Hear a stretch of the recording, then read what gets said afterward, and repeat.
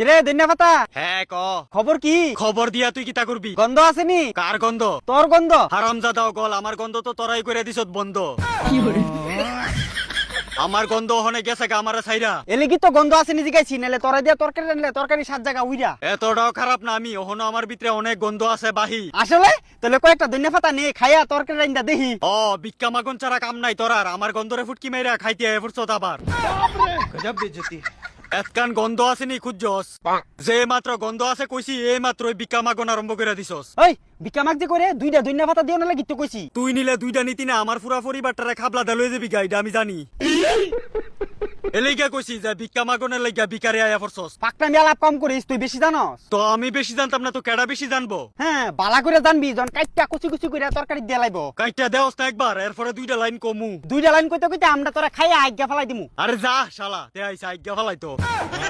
भारी मिस्टेक हो गया। তোরা মানুষ যাতে সার দিয়া আমার গন্ধটা দিছত ফুটকি মেরা। अबे साले। ওহনে আবার খাইতে আয়া পড়ছত আমারে ফেট বইরা। দেখ তোর গন্ধের কথা তুই গত বছর কইছিলি, কিন্তু এই বছর আমি গন্ধের কথা ছাড়া তোর লগে অন্য কথা কইতে পাইছি। ও আচ্ছা এমন নি কথা, ঠিক আছে ক শুনতাছি। আজকা তোরে বালাগুড়ি দিমু গুতা। কইতাছিলাম আমার 10 কেজি ধনিয়া পাতা দরকার। 10 কেজি দুনিয়া ভাতাতে কিতা করবি? ফুটকিটা পড়বি বারবার।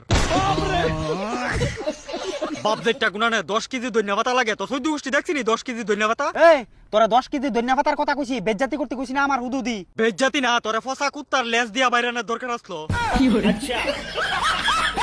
লজ্জা করে না? কেমনে 10 কেজি দুনিয়া ভাতার ডিমান্ড করস? 10 কেজি ধনিয়া পাতা দরকার ছিল দেখি তো কইতাছি, বুঝছস? তুই এত আমদারে নিয়া করবি কিতা? আমার হবু শ্বশুরের একটা সোনার ছাগল আছে, যে ছাগলটা খাওয়ামু আজকে 10 কেজি ধনিয়া পাতা। কি এর ছাগল? সোনার ছাগল। তুই ছাগল রে খাওয়ানোর লাগে আমদারে নিতে চাইতেছ 10 কেজি? হ বেড়া সোনার ছাগলটা খুশি করতে হলে বেড়াও খুশি, আর বেড়া খুশি হলে বেড়ার মায়ের আমার লগে বিয়ে দিতে হয়ে যাবো তাড়াতাড়ি রাজি। তুই বিয়া করানোর লাগে আমদার মানে 10 কেজি দুনিয়া ভাতারই সাধ্য করে দিবি?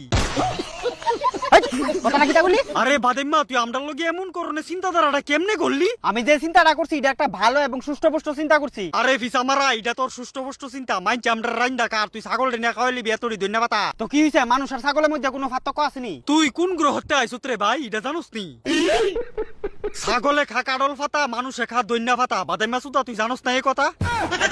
भारी मिस्टेक हो गया। তারপরও ঠিক আছে ছাগল কইতে পারস, কারণ কিছু কিছু ছাগলের কারণেই তো আজকে আমার গন্ধটা নাই। হ্যাঁ দেখছতি এই কথাটা কইতে আমেছিলাম যে গান মেরে দিছে তোরা সবাই। আর এইটা তো আমিও জানি, এলিগে তুই নিয়ে আমার ছাগল রেখা হইবি, তুই দি কইরা দিলি পুরা আমার মানহানি। আরে ছাগল না, আমার হবু শ্বশুরের বেটা, এটা সোনার ছাগল। তো সোনার ছাগলে লেদা দিলে হীরার টুকরা, আর মুতলে বাইরে কি স্বর্ণের জল। আলালা কামটা কিতা করছে দেখছুনি, তে বইলে আমার নিয়ে ছাগল রেখা হইব। আরে ছাগলটা নিয়ে তোরা খাওয়াইলে সোনার ছাগল তোরা আশীর্বাদ দিব। কই দিয়া? পিছন দিয়া? পিছন দাগারে দিব, সামনে দা দিব। তোর হবু শ্বশুরের সোনার ছাগল খাইয়া তো আমার পিছন দিয়ে বের করবো। এত কথা কন যেত না, চুপচাপ চল, গেলই বুঝবি। শালা তুই এনতে যা, কিন্তু নাইলে মুখ ফুরা গালি খাবি। আমার হবু শ্বশুরের সোনার ছাগলটা পারলাম না খুশি করতাম, শালা বিয়েটা না হইলে আসলে তোর কুচি কুচি কাটুম কাটুম কয়ে দিলাম। হইছে, তুই আমার বাল চিরবি। কি করে